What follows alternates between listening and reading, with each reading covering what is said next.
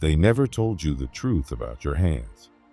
They told you your hands were tools meant to carry, to clean, to type, to obey. They said your hands were instruments of labor, not of magic. But that's the lie you were sold. Your hands are not tools, they are transmitters, channels of your will, your thought, your emotion, your energy. Every time you move them, you're not just touching the world, you're shaping it, whether you realize it or not.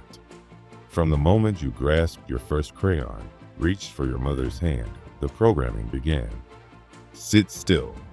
Keep your hands to yourself. Raise them when you're allowed to speak. It was never about expression. It was about containment, control. They made sure your hands, your most powerful instruments, were tied to rules, not freedom. From an early age, you were trained to forget. To forget that your hands are not passive, they're portals. But here's the thing. Deep down, somewhere buried beneath the noise of your modern life, you've always known. You felt it, that electric charge in your fingers when you're fully present, the tingling in your palms during moments of deep emotion, the intuitive urge to raise your hands in celebration or to cover your heart in grief. These weren't random gestures. They were the language of energy, whispering to you through your own body. The ancients never forgot. Long before wires and algorithms, before neuroscience gave names to things we already felt, sages and mystics understood the hands as sacred instruments. Yogis, shamans, healers, they knew that the body, and especially the hands, were conduits of spirit. They didn't use their hands to scroll through endless feeds. They used them to heal, to focus, to align. A simple gesture, formed with intention, was enough to alter the energy in a room, to calm the storm in the mind, to open the channel to something far greater than words could express. They practiced mudras, sacred hand positions, not just for beauty or ritual or performance. Each position was an activation, a circuit, a switch.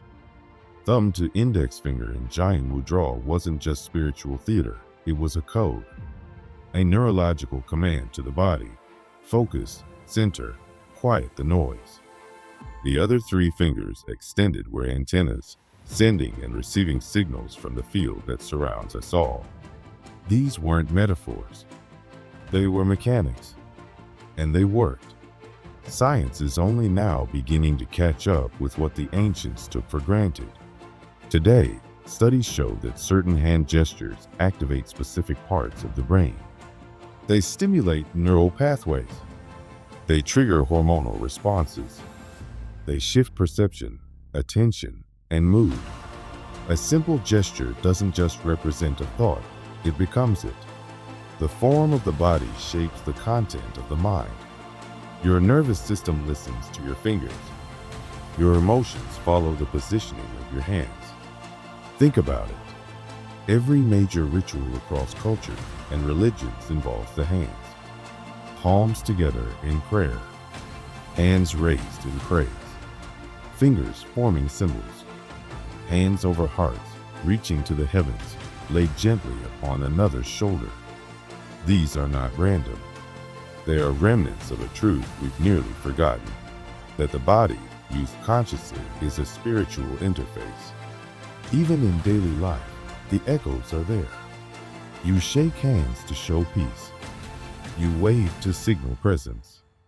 You touch your chest and say, I. You raise your hand to speak. These motions were inherited from something ancient and intelligent. The rituals remain. The intention was lost. And in that gap between motion and meaning, power leaks. Now, in the age of swipes and taps, your hands have become tools of consumption, not creation. The same hands that once opened energetic portals now open apps. And while your hands are busy reacting to stress, to screens, to noise, your power slips through your fingers unnoticed. But here's the twist. The circuit is still alive. Your hands are still speaking. The question is, what are they saying? And more importantly, who taught them to speak? Because when you don't control the signal, someone else does. The world around you is full of competing energies. Distraction, anxiety, doubt, they all have fingerprints. When your gestures are unconscious, you become a transmitter without a filter, broadcasting your inner chaos, receiving more of the same. But when you move with awareness, when your fingers form with intention, something shifts. You stop echoing the noise and start commanding the signal. This isn't theory. This is practice. Prana Mudra to awaken. Anjali Mudra to center. Apana Mudra to cleanse. Jhana Mudra to still. Each shape of the hand changes the shape of your energy. Not poetically, physically. You can feel it. A shift in breath. A calming of the heart. A reorientation of the mind. You don't need to be a monk. You don't need to wear beads or burn incense. You just need to remember. The body already knows. You've already done this, just not consciously. But now you're being asked to participate in your own power. Because your hands are not separate from your mind. They are the mind, externalized. Every movement is a thought made visible. Every gesture is a declaration. I am here. I am calm. I am focused. I am receiving. I am releasing. In the world of energy, intention is everything. But intention without embodiment is just a wish. The ancients knew this. That's why they aligned all three planes, mind, body, and spirit. The law of three, the Holy Trinity. Not metaphor, but mechanism. When all three planes align, reality responds. Thought becomes form. Intention becomes manifestation. And your hands, they are the binding agent. They are the interface. When your mind chooses, your body forms, and your spirit fuels the movement, you are no longer just reacting. You are creating. This is why Hermes Trismegistus, thrice great, was revered across traditions. He understood the power of alignment. The mental, the physical, the spiritual, not as separate realms, but as one flow. And he taught that mastery begins not in thought alone, but in the union of all three. So what does that mean for you right now? It means your fingers are not random. Your palms are not passive. The space between your hands is not empty. It is alive. You can learn to feel it, shape it, command it. When you do, you stop waiting for change. You become it. You don't have to climb a mountain or sit in silence for years. All you need is awareness and presence and a willingness to remember what's been in your body all along.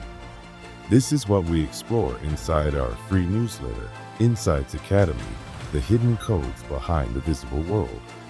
Ancient wisdom, embodied truth, practical tools for energetic mastery.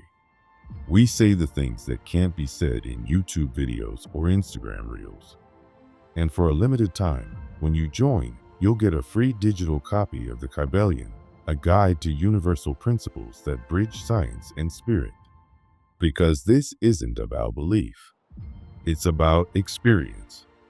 Try it. Sit still. Breathe deep. Bring thumb to index finger, the other three fingers extended. Hold the mudra. Breathe again. Notice the shift. Subtle, yes, but real.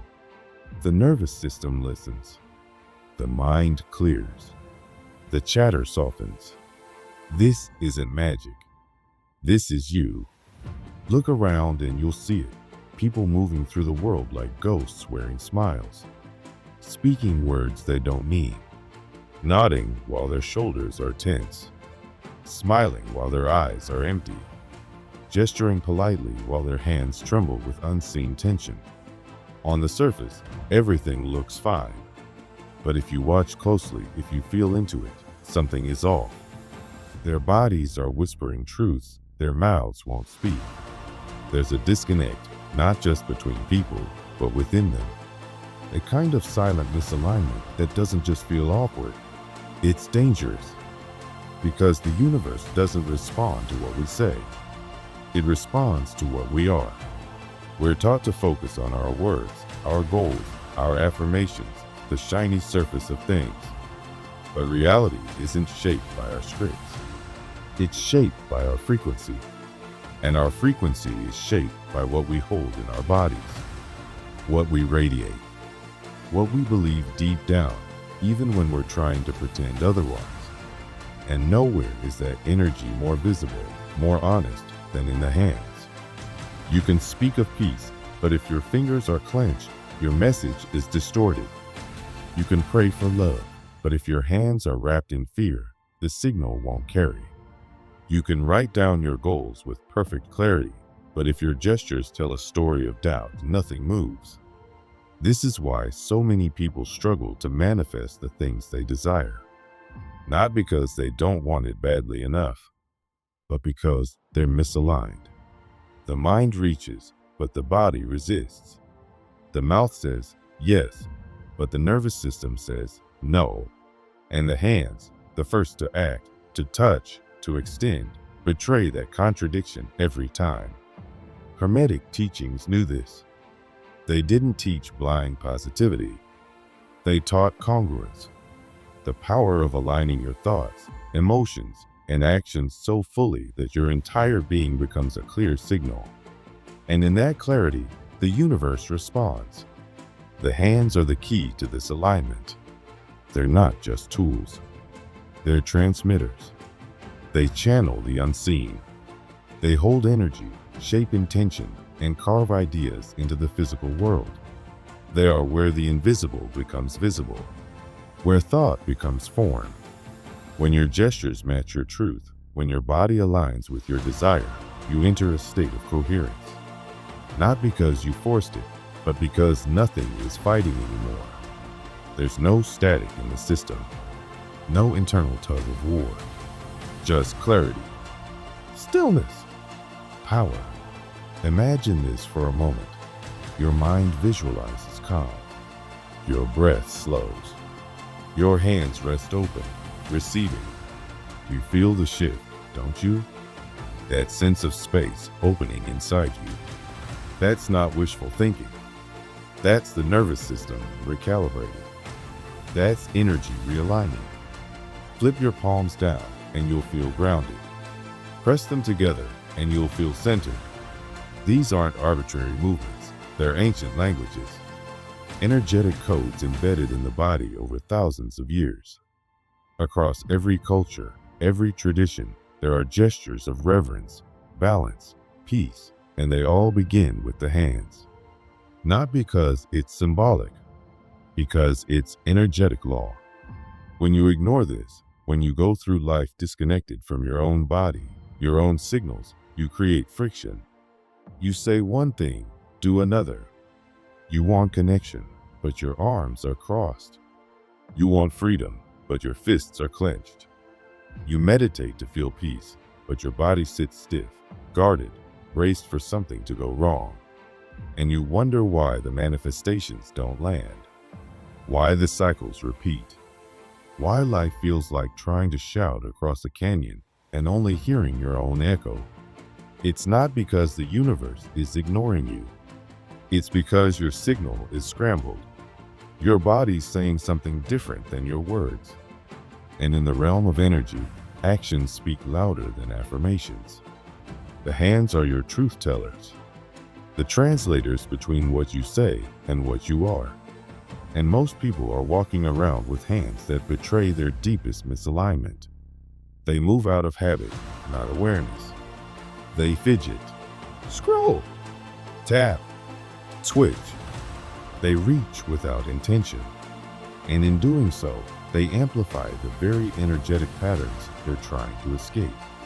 You cannot speak clarity while your fingers broadcast chaos. You cannot claim presence when your gestures scream avoidance. Intention is not a fleeting thought. It's an embodied frequency, one that must run through every layer of your being. The mind, the breath, the posture, the fingertips. Ancient rituals understood this. They didn't just pray, they placed the hands a certain way. They didn't just meditate, they sat in shapes that shaped the energy. Not because it looked spiritual, because it was spiritual. The form was the frequency. The movement was the message. And now, in our modern world, we've lost that language. The hands, once sacred, are now reduced to tools of function, instruments of productivity. We use them to click, type, swipe, to work, to scroll, to consume, but not to feel, not to sense, not to create with intention. From the beginning, we were taught to control the hands. Sit still. Don't reach. Don't touch. Keep them folded neatly on the desk. Don't gesture too much. Don't make waves. These weren't just rules of politeness. They were instructions for disconnection. We weren't just taught to behave. We were taught to separate from our most ancient tool of energetic awareness. And later, technology took over where schooling left off. The screens demanded stillness. The hands adapted.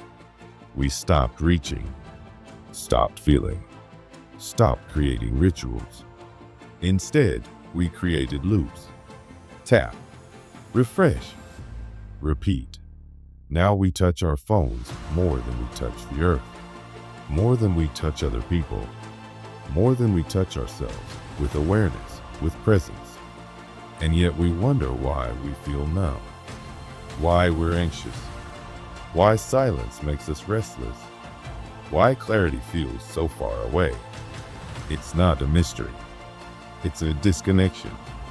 You were never meant to live life only from the neck up. The body was built to help carry the signal.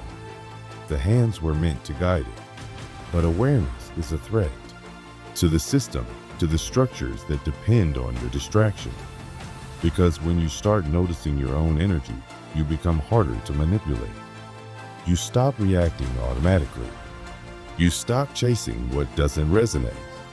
You stop reaching for what you don't truly want. And suddenly, you're not predictable anymore. You're not programmable. You're sovereign. Reconnection doesn't begin with some grand awakening. It starts with the smallest thing, paying attention. In stillness, where are your hands? Are they tense? Cold? Restless? Are they open or clenched? Still or twitching? These aren't just surface-level sensations. They're cues. Your nervous system isn't random. Every movement carries a message. Every gesture is a broadcast. And when you start to listen, you'll begin to notice just how loud the whispers have been. Place your hands palms up. Your body reads that as openness. Place them on your heart, and the message is safety. Lace your fingers and pull tight. Now you're preparing for stress. These aren't guesses. They're patterns hardwired through centuries of evolution and ritual. And when you tune into this language again, you don't just feel better. You get clearer. You get sharper. You start moving through the world with intentionality, not just urgency. This is not about spiritual aesthetics. It's not about looking peaceful on the outside while chaos lives inside. It's about gaining access to the dashboard of your own energy. Because the hands, these small, overlooked extensions of your soul, are telling your story whether you know it or not. And once you bring awareness there, once you return presence to your fingers, you begin to write a new story. One shaped not by programming, but by presence. Not by performance, but by truth. Before you could even speak, your body knew how to communicate. You reached out instinctively, pulled back when something felt off, grasped when you needed safety. That wasn't just physical instinct, it was energetic wisdom. A knowing that lived in the hands, a language that didn't need words. And it's still there, underneath the programming, underneath the noise, waiting. So the next time you sit down to write a dream, to speak a truth, to make a decision, ask yourself, where are my hands? What are they saying? What energy are they broadcasting into the world? Because the universe is listening, not to what you hope, not to what you say, but to what you are. And what you are is constantly being shaped, sculpted, and revealed through your breath, your posture, and your hands. Return to them, not as tools of labor, but as instruments of alignment. Bring intention to the way you move. Let your gestures become sacred again. Let your body become a sanctuary of truth. Because when your hands begin to listen, your whole life begins to respond. You don't manifest what you want. You manifest what you are. And who you are, fully aligned, fully awake, fully coherent, begins not in the mind, but in the fingertips. Your hands know before you do. Before your mind begins its calculations, before your inner voice tries to rationalize, your hands have already felt the truth. That subtle pause before you touch something that feels wrong, that's not hesitation, that's intuition. That slight delay before a handshake, the way your skin tightens or your stomach shifts, that is your body quietly warning you. It's not paranoia. It's presence. And you felt it before. The warmth that spreads through your palms when you speak something real, something true, something that resonates deep down. Or the sudden coldness that follows when you try to speak a lie you barely believe yourself. These aren't just sensations. These are signals. And your hands, those simple, often overlooked tools at the end of your arms, are ancient instruments of intelligence. We've been taught to live in our heads, to let the mind run the show, to override the body's whisper with the brain's logic. But the truth is, your hands have always known what the mind was too proud to admit. They are not passive appendages. They are powerful messengers. They carry the stories your mouth doesn't know how to tell. They remember the truth your mind has tried to suppress. And the moment you stop overriding them, stop assuming that the only intelligence worth listening to lives in your thoughts, is the moment clarity begins to return. Because what you really need isn't more advice. You don't need to climb a mountain, chant a mantra, or disappear into a monastery to reclaim your power. What you need is reconnection. Reconnection to the part of you that's been patiently waiting for your attention. Not out there, not somewhere far, but right here in your own two hands. Every single day, you are already performing rituals. Small, habitual actions, repeated without thought or ceremony. The way you grab your phone before your first breath. The way your fingers reach for caffeine before your body asks for fuel. The way your thumb scrolls endlessly, as if moving on its own. These are rituals too, not sacred ones, unconscious ones. And every unconscious ritual reprograms your energy field, whether you mean to or not. So what happens when you shift? When you stop living by compulsion and start living with intention, everything changes. Your energy sharpens. Your presence becomes undeniable. Your attention stops leaking into things that don't feed you. And you don't need hours of practice to make that shift. You need sincerity. You need a few conscious moments a day, just enough to tell your system, this is who I'm becoming. There are ancient gestures, sacred hand positions passed down by mystics, yogis, and healers, not out of superstition, but because they understood that the body holds codes, that the hands are more than tools, they are circuitry. When paired with breath, presence, and emotional honesty, these gestures become keys. They reprogram the space around you and the space within you. Open palms, fingers soft, facing upward. This isn't just a symbol of receiving. It's a somatic signal, a declaration. It tells the nervous system to let go, to stop gripping, to allow. Most people live their entire lives clenched, hands tight, hearts closed, and then wonder why nothing flows. Open hands are not weak. They are brave. They say, I am ready. I trust. I am clear enough to receive. Then there are the downward-facing hands, grounding gestures. Resting on your lap, pressed against a surface. Anchoring. When your mind spirals or your emotions scatter, grounding your hands is a silent command to return, to gather, to come home to your body. You're not lost, you're dispersed. And this is how you call yourself back. And then, the unification gesture. Palms pressed together at the heart. It's a universal symbol of reverence, prayer, respect, but more than anything, it's alignment. Left and right, feminine and masculine, mind and body, intention and action. When your hands meet in front of your chest, your energy follows. You return to wholeness, not because someone told you to, not for show, but because your body remembers the truth your mind forgot. Integration is sacred. You don't have to be perfect to begin.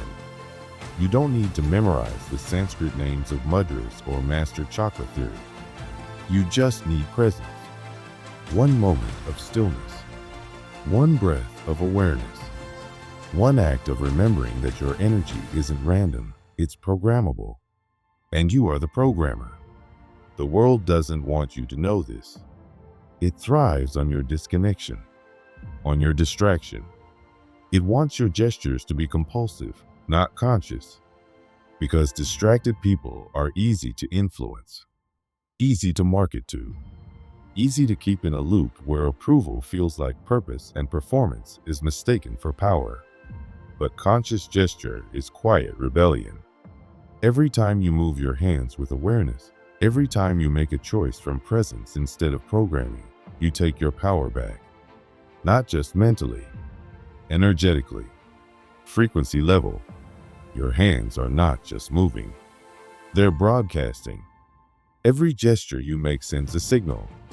When your thoughts are scattered, your hands clench. When you're reactive, your fingers move fast and erratically.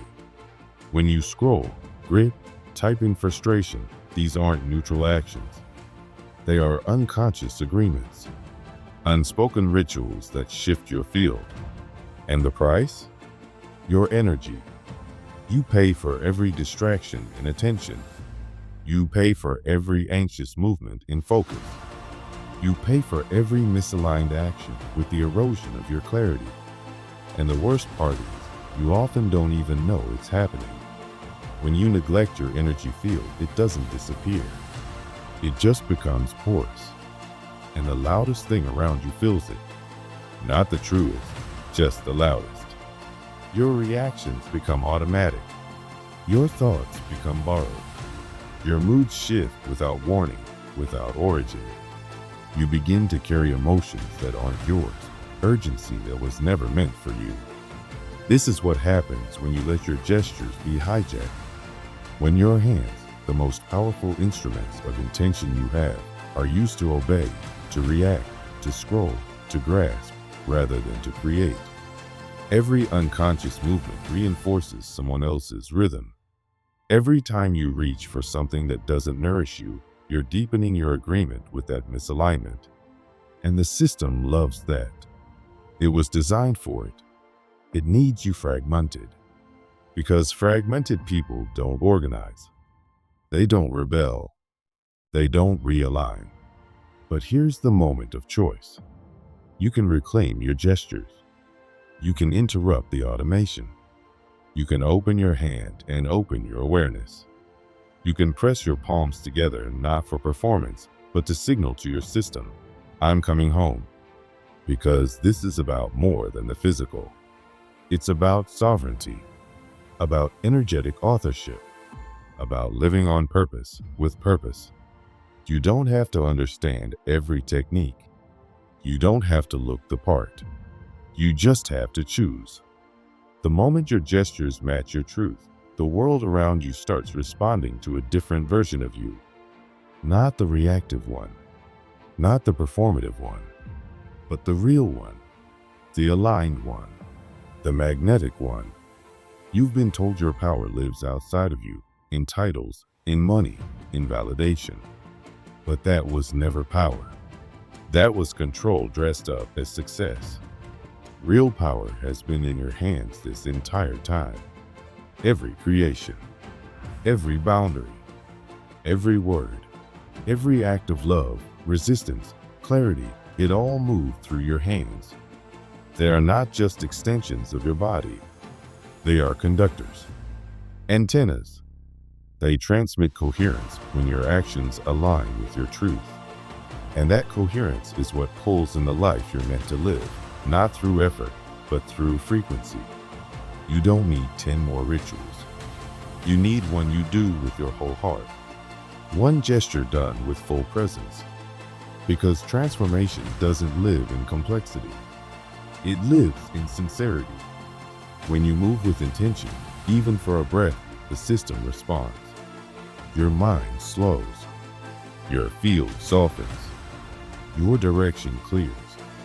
This isn't about escaping your life. It's about embodying it. Completely. Fiercely. Consciously. Your hands are the bridge between the unseen and the seen, the idea and the outcome, the thought and the act. When you touch your own heart, you're not just offering comfort. You're aligning your field. When you hold your hands open in stillness, you're not doing nothing. You're preparing to receive. When you move your fingers with awareness, you're rewriting neural stories, reclaiming your signal from the noise. And this doesn't stop with you. Every time you reclaim your gestures, you silently invite others to do the same. You remind them that their body is intelligent, that their energy is theirs. That presence is enough. You become a living example, a quiet revolution, one gesture at a time. Because this has never really been about hands. It's about truth, about power, about coming back to the self that never left, but was buried under layers of distraction, expectation, and noise. And if something inside you feels this, if your body is nodding, your breath slowing, then you already know. Something ancient is waking up. Not something to be learned, something to be remembered. So let this be your invitation. Not to follow, but to feel. Not to perform, but to reclaim. To bring your gestures, your energy, your intention back online. Not for aesthetics, but for truth. Because the moment you do, everything starts to shift. Your energy, your field, your future. And the path doesn't just appear. You begin to shape it. With every movement, with every moment, with your own two hands.